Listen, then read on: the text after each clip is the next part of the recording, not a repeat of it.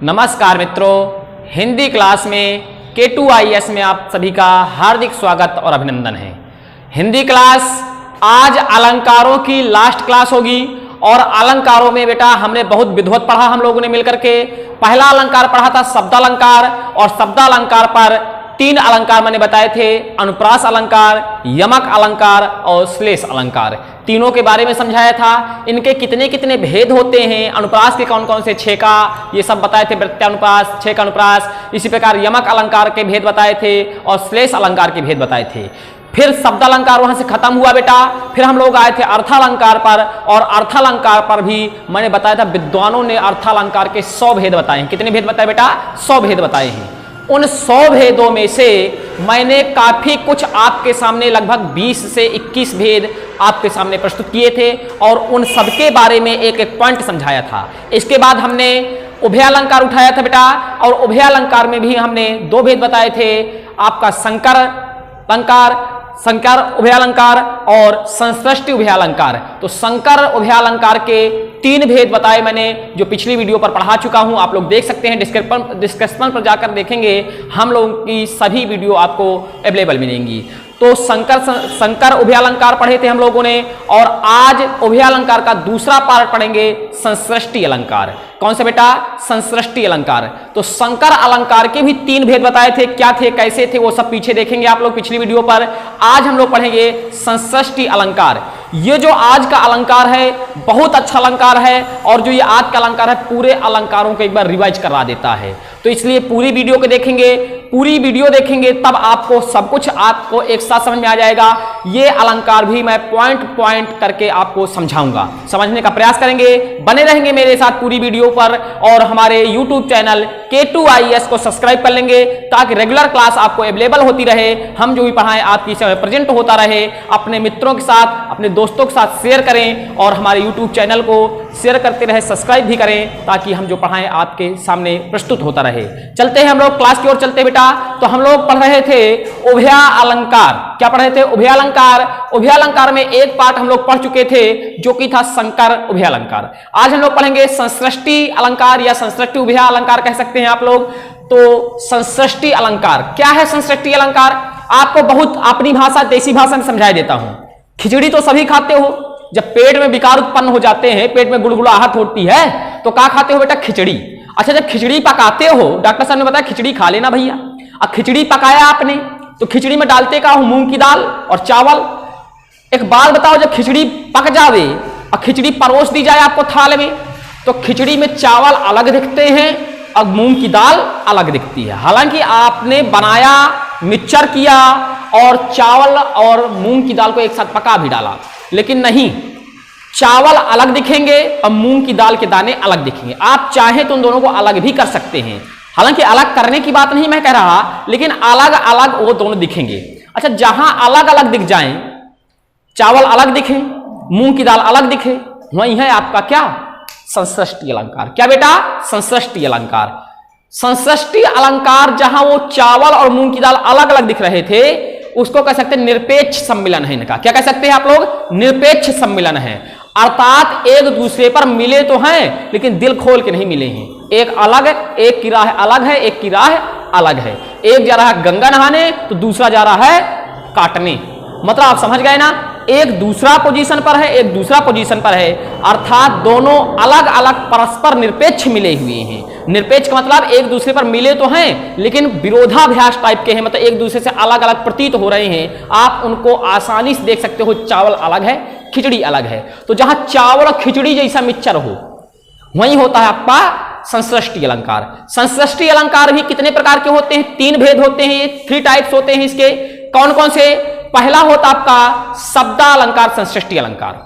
मतलब यहां 2 अलंकार ऐसे होंगे जो शब्दालंकार के होंगे, बताया ना मैंने। अब ये सब कुछ पीछे देखिए आप। अब क्या होता है शब्दालंकार?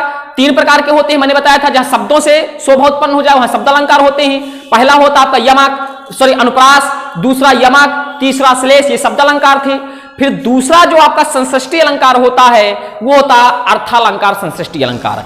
अर्थालंकार के मैंने 20 और 21 भेद इसके भी बताए थे।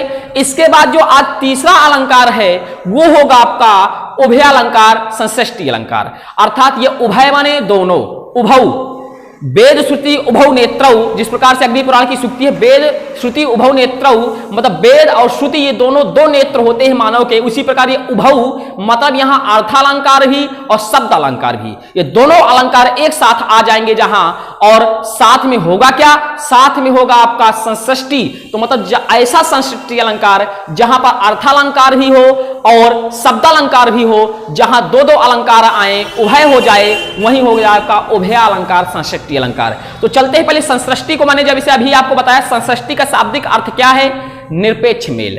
संश्लिष्टि का शाब्दिक अर्थ क्या है बेटा, निरपेक्ष मेल, खिचड़ी जैसा मेल। खिचड़ी में दाल अलग दिखती है, चावल अलग दिखते हैं, इसी प्रकार आप समझिए संश्लिष्टि भी होता है, एक अलंकार जो दो अलंकारों से मिलकर बना होगा और दोनों अलंकार परस्पर अलग अलग दिख सकते हैं आसानी से, वहां होता है आपका संश्लिष्टि अलंकार। परिभाषा भी कुछ यही कहती होगी संश्लिष्टि अलंकार की, देखेंगे आप लोग स्क्रीन पर। देखिए बेटा, जहां दो अथवा दो से अधिक अलंकार परस्पर मिलकर भी स्पष्ट रहे, आ गई ना वही बात, मतलब दो या दो से अधिक अलंकार, जितने भी अलंकार हो परस्पर मिल भी जाएं फिर भी स्पष्ट रहें, मतलब आप तुरंत पहचान लो कि यह यमक अलंकार है, यह अनुप्रास अलंकार है, यह श्लेष अलंकार है, यह छेका अनुप्रास है, मतलब जो भी हो स्पष्ट दिखे, वहां होता आपका संश्लिष्टि अलंकार। और मैंने बताया संश्लिष्टि अलंकार के तीन भेद बताए, तीनों का भी मैंने नाम बताए। तो आज पहले हम लोग पहला भेद पढ़ते हैं। पहला भेद क्या है आपका, शब्द अलंकार संश्लिष्टि। तो क्या होता है बेटा शब्द अलंकार, इसमें कई शब्द अलंकारों का परस्पर निरपेक्ष मेल होता है, कई, ये दो या दो से अधिक कह सकते हो, ये भी कह सकते हो आप। तो जहां दो या दो से अधिक शब्द अलंकार आ जाएं, लेकिन उनका परस्पर मेल कैसा हो, निरपेक्ष, मतलब जितने प्रकार के शब्द अलंकार आए वो सब अलग अलग दिखें, निरपेक्ष हो उनका मेल, वहां होता आपका शब्द अलंकार संश्लिष्टि अलंकार। समझ में आ गई होगी बात, मतलब शब्द अलंकार ऐसा संश्लिष्टि अलंकार, शब्द अलंकार संश्लिष्टि क्या, ऐसा संश्लिष्टि अलंकार जहां जितने भी अलंकार आए परस्पर निरपेक्ष आए, और वो सब अलंकार कैसे हो, शब्द अलंकार वाले हों। कैसे हो बेटा, शब्द अलंकार वाले। क्यों, क्योंकि इसका नाम क्या है, शब्द अलंकार संश्लिष्टि। मैंने बताया था जैसा नाम वैसा काम, शब्द अलंकार संश्लिष्टि। तो जितने भी शब्द अलंकार आए, कितने शब्द अलंकार होते हैं पीछे देखिए जाकर के वीडियो पर, तो कितने होते हैं ये, तो जितने भी आए सब स्पष्ट रूप से दिखें, वहां पर आपका क्या होगा भैया, शब्द अलंकार संश्लिष्टि। तो देखते हैं उदाहरण से और भी क्लियर हो जाएगा किस प्रकार से यहां शब्द अलंकार संश्लिष्टि आया है। देखिए उदाहरण है, दीर्घ सांस न ले ही दुख है, सुख साई नहीं भूल, दई दई क्यों करतु है, दई दई सुख भूल। देखेंगे बेटा बढ़िया एग्जाम्पल है, बहुत अच्छा एग्जाम्पल है। दीर्घ सांस, अच्छा जब तक अर्थ नहीं निकालोगे तब तक जानोगे नहीं, और जब तक जानोगे नहीं तब तक मानोगे नहीं। जाने बिन ना होए प्रतीति, अब बिन प्रतीत होए नहीं प्रीति। तो जब तक जानोगे नहीं तब तक मानोगे नहीं, जब तक मानोगे नहीं तब तक आत्मा गवाह नहीं देगी। तो चलो इसका अर्थ निकालते हैं। अर्थ निकालने से कुछ पता चलेगा कि हाँ इस बार कौन सा अलंकार विद्यमान है। आइए मेरे साथ बने रहे। कहता है दीर्घ सांस नहीं ले दुख, दुख पर लंबी लंबी सांसें ना लीजिए। लंबी लंबी सांसें लेने से कोई मतलब नहीं, उसका निवारण सोचिए किस प्रकार से दुख नष्ट हो सकता है। सुख साई नहीं भूली, और सुख में साई माने होता है देवता, अपना इष्ट एक तरह से। तो सुख में भगवान को मत भूलिए, दुख में लंबी लंबी सांसें न लीजिए, और सुख में भगवान को मत भूलिए। जबकि अक्सर ये होता है, दुख आ जाता है तो फिर लंबी लंबी हाय राम पार करो। तो जब राम पार करो, यही सुख में सुमरन जो करे तो दुख काहे का हो। अगर यही राम सुख में ही पुकारते तो आज ये कंडीशन कहे को हाय राम पार करो, और जब हाय राम पार करो तब याद आई राम की। लेकिन जब सुख आया तो कहां भगवान, चल बैठ एक तरफ, सब भगवान भगवान कुछ नहीं है, हम हैं, अहम ब्रह्मास्मि, मैं आ जाता है। और जब ईगो हो जाता है किसी इंसान को, मैं आ जाता है अहम ब्रह्मास्मि, तो सब कुछ चकनाचूर हो जाता है। यही कंडीशन आज हम लोगों की भी है। जब सब कुछ है तो वही सब दिया राम का, लेकिन नहीं नहीं नहीं, अहम ब्रह्मास्मि, मैं ही सर्वदाता, मैं ही सब कुछ हूं, तो बस वहीं फिर दुख आता है। और जब दुख आता है तो है राम। उदाहरण कहता है मन ही कुछ कह रहा, उदाहरण कहता है दुख में लंबी लंबी सांसें लेने से कोई मतलब नहीं, और जब सुख आ जाए तो सुख में राम को भी न विसारो, अर्थात ऊपर वाले को भी याद करो सुख में भी। और जब ऐसा लोग करते नहीं जनरली, फिर भी आगे निचले की पंक्ति पर कहता है दई दई क्यों करत है। अब दुख आया भैया, लंबी लंबी सांसें ले रहे हो, तबाही मचाए पड़े हो, और फिर दैया दैया मारते हो, है दैया है गुहार। ये दैया दैया करने से काम कैसे चलेगा, उसका कुछ उपाय सोचो ना। तो दई दई क्यों करत है दई दई सो कबूल, एक दई यहां पर फिर प्रयोग हुआ। इस दई का मतलब और इस दई का मतलब, इस दई का मतलब होता है दैव अर्थात भगवान, एक दई का मतलब होता है दैव अर्थात भगवान या विधाता। ठीक है, कर दई दई क्यों करता है, ये दैया दैया क्यों करता है अब। और दई दई सो कबूल, जो दई ने दे दिया है, एक दई माने होता है देना और एक दई माने होता है ईश्वर परमात्मा। दैव दैव आलसी पुकारा आपने अवधाली सुनी होगी, मतलब हे परमात्मा, ऐसा आलसी लोग ही पुकारते रहते हैं। सिर्फ परमात्मा के पुकारने से ही कुछ नहीं हो जाता, कर्म ही प्रधान है। कर्म करें, फिर परमात्मा आपको कर्म के अनुसार परिणाम देने अवश्य आएगा। कहा गया धर्म और कर्म में धर्म श्रेष्ठ तो है, लेकिन धर्म से श्रेष्ठ कर्म है, कि धर्म करने से मात्र आपको परमात्मा के साथ में झोली फैलानी पड़ेगी, लेकिन कर्म अगर अच्छा है तो कर्म से धर्म की व्याख्या बनती है, और जब कर्म से धर्म की व्याख्या करती है तो आचार्य प्रवर कहते हैं परमात्मा भी आपको फल देने के लिए उत्सुक हो जाता है और आपके बंधनों में बंध जाता है। तो यहां कह रहा है, कहने वाले ने कहा, पंक्ति में लिखा गया दई दई सो कबूल, जो ईश्वर ने दैव ने दे दिया उसको कबूल। और वैसे चाहे जितना दुख हो, आपको चाहे जितना दुख हो, लंका कांड में सुंदरकांड में सॉरी कहा गया, सीता जी ने हनुमान जी से कहा था ना, कहे ते कछु दुख कटी होई, काहि कहे जान न कोई। किसी से कहने से थोड़ा दुख तुम्हारा कम हो जाएगा, और क्या कहना है ये तो सीधा वही जानता है। ठीक है, खैर, तो उदाहरण पर हम लोग देखते हैं, एक बार फिर फोकस करते हैं। दीर्घ सांस नहीं ले ही दुख, सुख साई नहीं भूल। जब आपको कठिन से कठिन दुख आ जाए, संकट की स्थिति हो, तो वहां दीर्घ लंबी लंबी सांसें लेने से कोई मतलब नहीं। और जब सुख आ जाए तो फिर ईश्वर को भी ना भूलो। हमारा टारगेट किधर है, हमारा टारगेट है शब्द अलंकार को ढूंढने का। आइए ऊपर की पंक्ति पर मैं शब्द अलंकार ढूंढता हूं। शब्द अलंकार जब मैंने देखा, और मैंने ये भी बताया शब्द अलंकार कितने होते हैं, यमक, अनुप्रास, यमक और श्लेष। तो मुझे यहां पर 6 का अनुप्रास की झलक दिख रही है। 6 का दीर्घ, दुख, सुख, साई। साई माने होता है परमात्मा, ठीक है, इष्ट एक तरह से। तो यहां पर 6 का अनुप्रास है।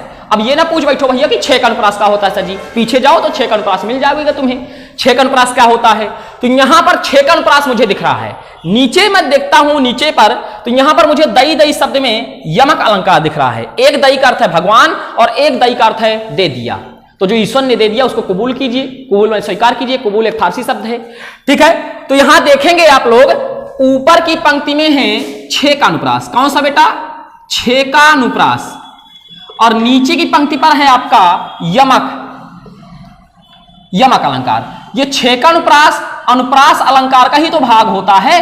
अर्थात एक अलंकार ये है, एक अलंकार ये है। और परिभाषा क्या कहती थी, जहां कई शब्द अलंकार आए और परस्पर निरपेक्ष मेल हो, निरपेक्ष माने अलग अलग स्पष्ट दिख जाए, तो स्पष्ट दिख तो रहा है। ऊपर की पंक्ति पर आपका 6 का अनुप्रास है और नीचे की पंक्ति पर देखो दई दई, जरा फोकस करो दई दई पर। ये देखो यमक अलंकार, मतलब खिचड़ी और चावल की तरह है ना, पक जरूर गए साथ में, लेकिन खिचड़ी अलग चावल अलग। तो ऊपर की पंक्ति में आपका अनुप्रास और नीचे की पंक्ति में आपका यमक। इस प्रकार से ये क्या होगा बेटा, आपका शब्दालंकार संश्लिष्टि होगा। ठीक है, तो समझ में आया होगा, आशा है समझ में आ गया होगा। फिर भी अगर नहीं आया तो मुझे कमेंट कर दें, मैं आपको दोबारा समझाऊंगा। चलते हम लोग शब्दालंकार संश्लिष्टि को खत्म करते हुए दूसरा अलंकार पढ़ते हैं, जो कि आपका अर्थालंकार संश्लिष्टि है। यह भी बहुत अच्छा अलंकार है। इसकी परिभाषा भी जैसा इसका नाम है वैसा इसकी परिभाषा भी होगी। चलते हैं, देखते हैं क्या है। बने रहे हमारे साथ।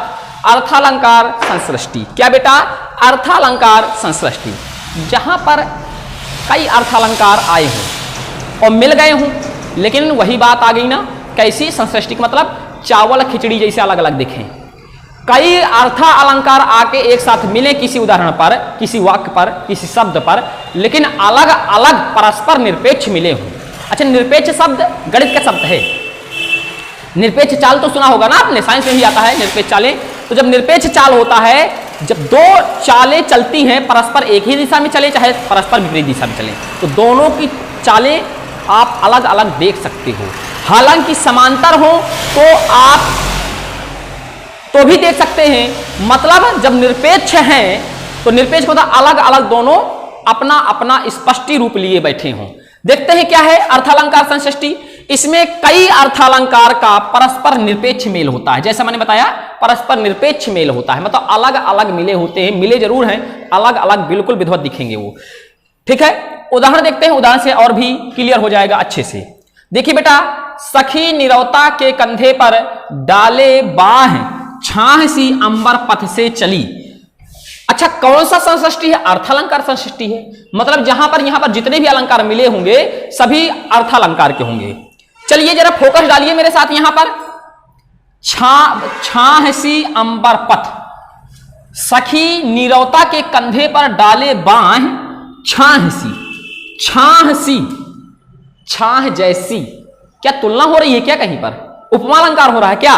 बाह डाले है अगर वो निरौता के सिर पर, निरौता के कंधे पर, अगर वो सखी निरौता के कंधे पर बाह डाले है तो कैसे डाले? छाह सी, मतलब उसकी बाह से उसको शीतलता मिल रही है, छाह मिल रही है, तो छाह सी अर्थात उपमा अलंकार, उसके जैसी।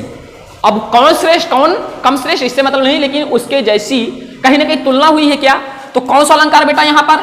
उपमा। कौन सा बेटा? उपमा अलंकार। चलिए उपमा निकाला हमने। फिर अंबर पथ, अंबर पथ, अंबर पथ अर्थात रूपक अलंकार है क्या? पथ कैसा? अंबर रूप, ठीक है, रूपक अलंकार।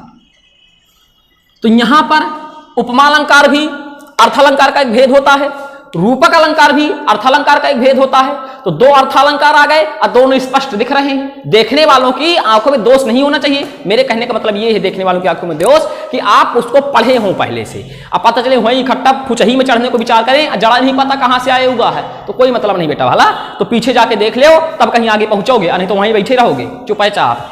देखो यहां क्या कह रहा है? कह रहा छाह सी अर्थात उसके जैसी उपमा अलंकार है। और ये क्या कह रहा भैया?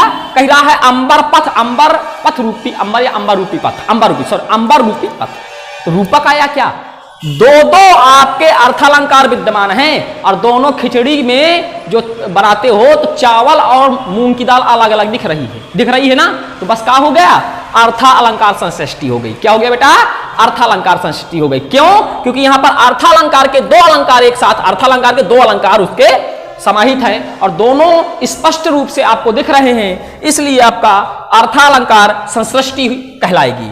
ठीक है, समझ में आया होगा। चलते हम लोग संश्लिष्टि अलंकार के तीसरे भेद की तरफ। तीसरा भेद भी बहुत अच्छा भेद है। क्या है?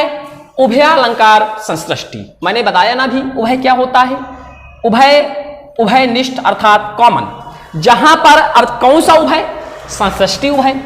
कैसा उभय बेटा? संश्लिष्टि। मतलब जो अभी हमने शब्दा पढ़ा था ना, शब्दालंकार संश्लिष्टि, शब्दालंकार संश्लिष्टि पढ़ा था ना, तो शब्दालंकार संश्लिष्टि, अर्थालंकार संश्लिष्टि, और जब दोनों को मिला दिया जाता है तो आपका बन जाता है क्या बेटा? उभयालंकार संश्लिष्टि। क्या बन जाता है? उभयालंकार संश्लिष्टि। अर्थात ऐसा संश्लिष्टि अलंकार जिस पर शब्दालंकार संश्लिष्टि भी समाहित हो और अर्थालंकार संश्लिष्टि भी समाहित हो, अर्थात दो संश्लिष्टि अलंकार आ जावे, वहां क्या होता है? आपका उभयालंकार संश्लिष्टि होता है। क्या होता है बेटा? उभयालंकार संश्लिष्टि होता है। चलिए परिभाषा यही कुछ कहेगी। क्या कहती है परिभाषा? देखें, इसमें शब्दालंकार एवं अर्थालंकार दो प्रकार के अलंकार का परस्पर निरपेक्ष मेल होता है। आई ना वही बात? शब्दालंकार और अर्थालंकार, इन दोनों प्रकार के अलंकारों का परस्पर निरपेक्ष मेल। निरपेक्ष माने अलग अलग दिखाए। कैसा दिखाए भैया? अलग अलग दिखाए। तो वहां क्या होता है? उभयालंकार संश्लिष्टि होती है। चलिए उदाहरण प्रस्तुत करता हूं। उदाहरण क्या कहता है? सम सुबरन सुषमाकर सुखद नथोर, सीय अंग सखी कोमल कनक कठोर। सीय अंग सखी कोमल कनक कठोर। जब तक अर्थ निकालोगे नहीं तब तक जानोगे नहीं, जब तक जानोगे नहीं तब तक मानोगे नहीं, और जब तक मानोगे नहीं तब तक प्रतीति नहीं होगी। देखिए, सम सुवर्ण सुषमा कर सुखद नथोर। ऊपर की पंक्ति पर मुझे बताओ जरा कौन सा अलंकार दिख रहा है? कोई झलक पड़ी?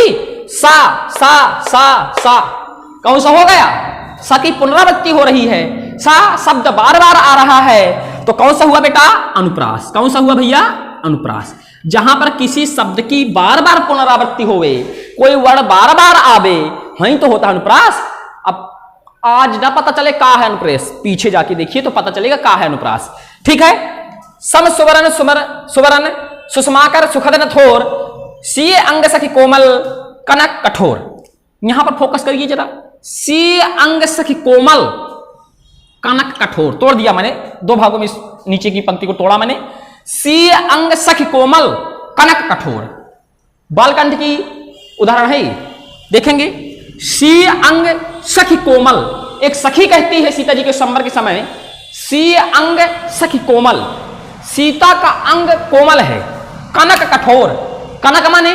कनक माने धतूरा सोना, तो लेकिन कहां धतूरा कहां सोना पीछे यमक अलंकार उदाहरण में देख लेना, लेकिन यहां पर सोना, कनक कठोर, सोना कठोर है। और सीता का अंग क्या है? सीता का अंग क्या है बेटा? कोमल है। सीता का अंग कोमल है और कनक यानी सोना कठोर है। कौन सा अलंकार हुआ यहां पर? सप्तम व्यतिरेक। कौन सा हुआ? व्यतिरेक।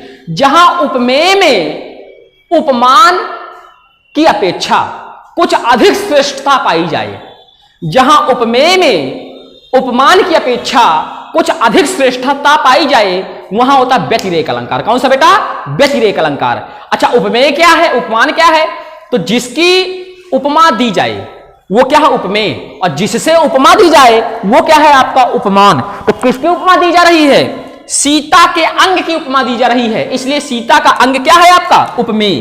क्या है बेटा? ये उपमेय है। जिसकी उपमा दी जाए, उपमेय क्या होता है? जिसकी उपमा दी जाए उसे कहते हैं उपमेय। और जिससे दी जाए, जिससे उपमा दी जाए, जिससे दी जाए, जिससे उपमा यानी तुलना, उपमा दी जाए उसे क्या कहते हैं? उपमान। तो यहां पर आप क्या कहोगे? ये है उपमेय, ये क्या है बेटा? आपका उपमान। देखेंगे, सीए अंग सखी कोमल, एक सखी कहती है दूसरी सखी से, देखो सीता का अंग कोमल है जबकि कनक कठोर। और ये सोना पहने है सीता, भाई शादी हुई सोना पहने होंगी, तो जो सोना पहने ये कठोर है और सीता का अंग कोमल है। समझिए जरा, हालांकि सोना कठोर नहीं होता, फिर भी सीता के अंग की अपेक्षा कठोर है, सीता का अंग अधिक कोमल है। मतलब उपमेय, यहां पर उपमेय में जो आपका है जो गुण, वो उपमान की अपेक्षा अधिक श्रेष्ठ है। कोमलता नाम का जो गुण है, कोमलता भाव प्रकट हो रहा है जो, वो सीता में कोमलता ज्यादा है और सोने में कोमलता कम है। मेरे कहने का मतलब उपमेय में उपमान की अपेक्षा कुछ अधिक श्रेष्ठता है, और जहां उपमेय में उपमान की अपेक्षा कुछ अधिक श्रेष्ठता हो जाए, आधिक्य हो जाए, वहीं क्या होता है आपका? वहां होता है आपका व्यतिरेक अलंकार। तो आपने देखा, अच्छा व्यतिरेक भी और अनुप्रास भी, शब्दालंकार का भेद है अनुप्रास, अर्थालंकार का भेद है व्यतिरेक। मैंने यही तो बताया ना, जहां शब्द और अर्थ दो दो अलंकार आ जावे तो उभयालंकार। अनुप्रास किसका भेद है भैया? शब्दालंकार का। व्यतिरेक किसका भेद है भैया? अर्थालंकार का। तो शब्दालंकार का आया भी, अर्थालंकार का भी भेद आया, ये दोनों अलंकार आए, और दोनों अलंकार जहां पर आ जाए तो क्या हुआ? संसृष्टि अलंकार हुआ। ठीक है, उभयालंकार हुआ, उभयालंकार का संसृष्टि भाग पाया गया। क्योंकि संसृष्टि क्यों पाया गया? क्योंकि दोनों अलग अलग दिख भी रहे हैं, और चावल और खिचड़ी की तरह अलग अलग दिख भी रहे हैं, इससे संसृष्टि हुआ।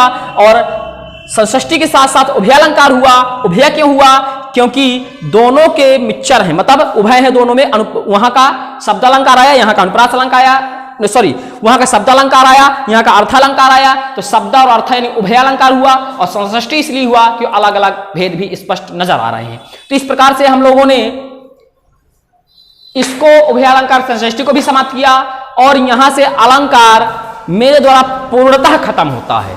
मैंने अपनी कोशिश के अनुसार ऐसे कोई भी पॉइंट नहीं छोड़ा, चाहे मुझे जितने बुकों का रिसर्च करना पड़ा हो, चाहे स्वयं से पढ़ना पड़ा हो, चाहे कुछ ग्रंथों से निकालना पड़ा हो, कुछ भी करना पड़ा हो, लेकिन मैंने आपके लिए बड़ी मेहनत के साथ अलंकारों को तैयार किया, सजाया, और आप किसी ने प्रस्तुत किए।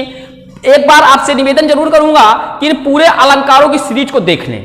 अगर आपने पूरे अलंकारों की सीरीज पॉइंट टू पॉइंट समझ लिया है मेरे द्वारा पढ़ाए गए अलंकारों में से, गारंटी के साथ कहता हूं PCS, lower PCS, TET, super TET, UP triple S से पूछे जाने वाले हर एक एग्जामों में हिंदी का कोई क्वेश्चन छूट नहीं सकता है। अब वो बात दूसरी है, तू चल मैं आता हूं, पढ़ लेंगे तो फिर कल का आने वाला कभी नहीं होता है। इसलिए सारे अलंकारों की पूरी सीरीज को एक बार देख लें। और मैंने बेटा जो हिंदी पढ़ाई, जहां तक मैंने अपने अनुसार तो बहुत अच्छी पढ़ाई, हालांकि मैं पीछे का स्टूडेंट रहा, ये सब कुछ मेरा एक रिसर्च है जो मैं आपकी सेवा में प्रस्तुत कर रहा हूं। चाहे मुझे जहां से मैंने बताया ना, चाहे जहां से निकालना पड़ा हो, जिस ग्रंथ का निचोड़ निकालना पड़ा हो, लेकिन मैंने आपके सामने जरूर प्रस्तुत किया, चाहे जितनी किताबों का मुझे अध्ययन करना पड़ा हो, और वो अपने लिए भी आपके लिए भी। चलते हैं, ठीक है, अच्छी बात है। इसी प्रकार से अब जहां तक मैं कल से आपके लिए रस लेकर आऊंगा और रसों के बारे में भी पॉइंट टू पॉइंट आपको एक एक भेद समझाऊंगा विधिवत। तो अलंकारों में से सब कुछ समझ लें, एक बार पूरे अलंकारों की सीरीज को देख लीजिए, जितने पार्ट बने हों अलंकार के, और जो भी समझ में आया हो हमारे कमेंट बॉक्स पर कमेंट करके हमें बता दें, सर ये वाला अलंकार एक बार और समझा दीजिए, तो हम एक बार और प्रयास करेंगे। इसी प्रकार से आपको अपनी देसी भाषा में हर एक सब्जेक्ट का विधिवत ज्ञान लेने के लिए और आने वाली जॉब्स में विधिवत वर्चस्व के साथ जॉब हासिल करने के लिए हमारे YouTube चैनल K2IAS को सब्सक्राइब करें, अपने मित्रों के साथ शेयर करें और रोज आना डेली देखते रहें। नमस्कार मित्रों, आज के लिए इतना ही। Thank you so much. कल मिलते हैं। जय हिंद।